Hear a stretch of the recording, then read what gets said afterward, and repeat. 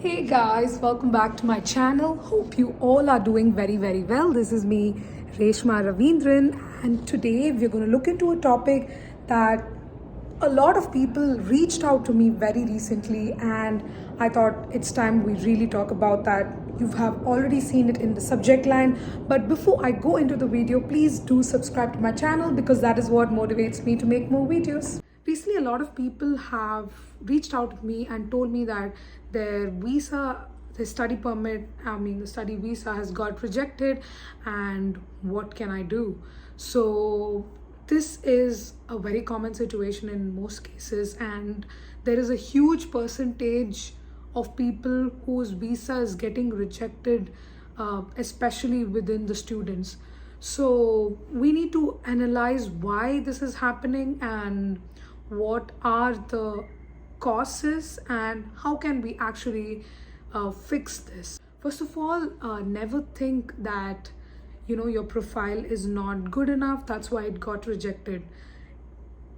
The reasons why they usually get rejected is mainly because there should have been a very small mistake that you made which could have been rectified, and that is something that you need to focus rather than losing confidence. Because I think that not a lot of consultancies actually tell you how you need to write an SOP or how you need to present your profile in order to avoid these rejections. Because I personally felt that it was much easier to get into a college than actually applying for the immigration and getting your visa approved. That is a very huge task, and it also requires a lot of documents that we'll have to submit. So keep in mind that you need to be solely responsible for that. I know sometimes that you would have put a lot of trust on the consultancy and they would have not delivered. So I strongly believe that we need to take responsibility and work on our own profile. So in terms of submitting a study visa application, for a lot other countries, I've basically noticed that, like for instance, US, you have an opportunity to actually meet with the immigration officer to convey your intent to work, to study in the US. But when it comes to Canada, you don't have that option to meet with the immigration officer.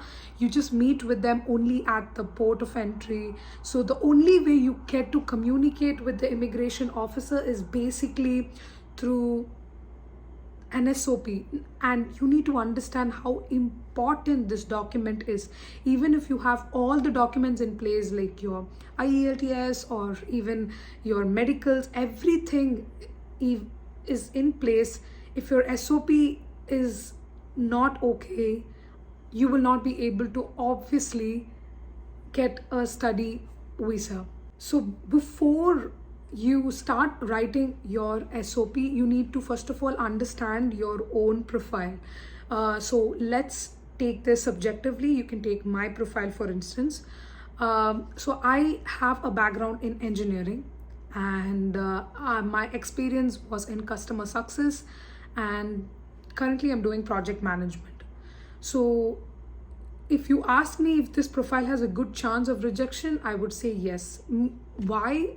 It's because I have a completely different background, and it's hard for the immigration officer to understand that there is a relation between the customer success and the reason why I'm choosing project management.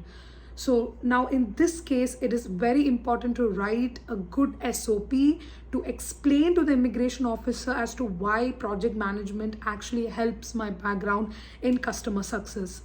So I started off by writing about my background in customer success, and I also did a very important thing, that is I went into my course.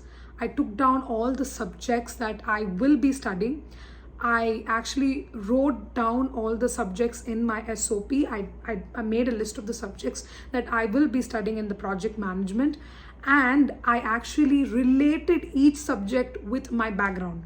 This is something that I did to make sure that the immigration officer actually understands what's the relation, because most of the cases they're not experts to understand how your background is actually related with your education.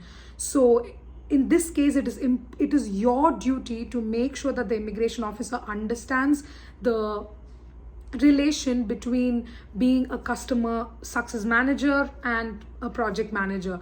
So I took down all the subjects, I made sure I related them with the customer success, and that's how I was able to crack it.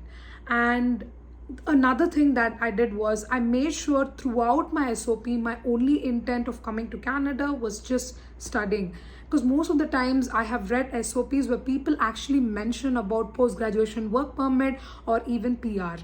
Now this, I think, is a very huge mistake. I totally understand that most of the people who come to Canada think of studying as a pathway to PR, including me. So it's very obvious that all of us are going to apply for post-graduation work permit and PR. But at this point, you need to realize that you are actually applying to come to Canada as a student. So the only thing that the immigration officer is going to look at is your intent. What is your genuine intent of coming to Canada? So at this point, expressing that you're interested in career opportunities in Canada, I think that is a huge deal breaker, because at that point you're telling that you have other intentions of coming to Canada. So in this case, it's going to be a definite rejection. So make sure that whenever you write your SOP, you just mention about your intention of coming to Canada is just to study, and that this background is going to help you in your career back in your home country. So this is another, because majorly the rejection reasons that people get is like is basically two reasons. One, the background and the qualifications and the education that you've applied does not match. So that is the first reason. Second reason is obviously your SOP doesn't convey the actual intent of your purpose to come to Canada. So these are the two general, like most common reasons that I hear for rejection. I know this could sound really scary, but it's important for you to actually focus on your SOP. So for someone who has like very similar background, or very like, you did a financial background and you have a financial background in your country, and you're coming here to do financial management or something like that, you're not going to have a lot of problem. But if you have a different scenario, it's going to be really difficult. Now again, another case, I'm going to talk about another case where someone in India had a background in human resource, and they decided to come here to do a course in maybe plumbing or something like that. Like, now this is again a huge error, because how would you prove to someone that that plumbing is something that you're looking to pursue? It just seems more like you just want to come to Canada for some reason. So how are you actually going to connect it?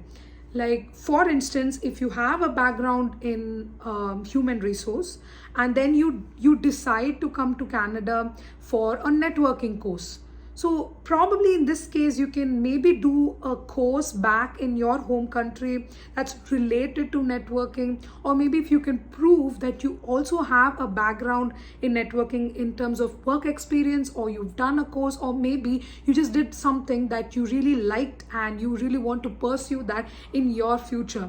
Or maybe you are starting something on your own in your home country, and you think that education in Canada would help you. So this is something that's more relatable. Even if you have a different background, you can still prove the reason as to why you're coming to Canada. But if you've done a human resource course and you're going to do a plumbing job, it makes absolutely no sense, because you can think about it. What would you think about the intention of the candidate who's coming to Canada with background that's in no way related to the course they have applied? IELTS is obviously important even with your college and with your immigration, but most of the times I feel that students are able to crack it, because most of the times only if you crack your IATS you would have obviously got an offer letter from your college. So that again is a good thing. And second of all, again, choosing the right college, a college which has a good reputation, not some random college which is not even in the DLI. I wouldn't suggest it personally, because I know most of the people who come to Canada actually are looking to pursue PGWP or PR. So in that case, it's important that you find a college that's within the DLI list. In very rare case scenarios, I've seen that there were rejections based on medicals, but that is only in the case of serious illness or illness that can probably spread within the rest of the people. So that is the reason why they would have probably rejected for medical reasons, but that is again a very rare case scenario. I know showing financial funds is absolutely necessary. I did do that, but most of the times if you're going with the GIC, you have a higher possibility of getting the student permit, like student visa, as soon as possible. So I think that if you have a GIC, it's pretty great. If not, if you do not have a GIC, it's important that you show a background or any bank balance that would validate that you still do have the money to manage your expenses here in Canada. All in all, I would say that SOP is the most important document of your study visa application. So make sure that you give utmost importance to it. So in case if your visa has gotten rejected, what would you do next? The first thing that I would suggest is you can apply for GC key notes. So basically these notes are taken down by the immigration officer while going through your profile. So they would have probably found that certain things in your profile were missing, and that's the reason why they have rejected it. So in this case, when you get those notes, you would know that these are the missing elements of your profile and you can immediately correct them, and that's what is going to help you out in getting the visa approved. So once you have the GC key notes, you know why it has gotten rejected, and now you can start working on your SOP again.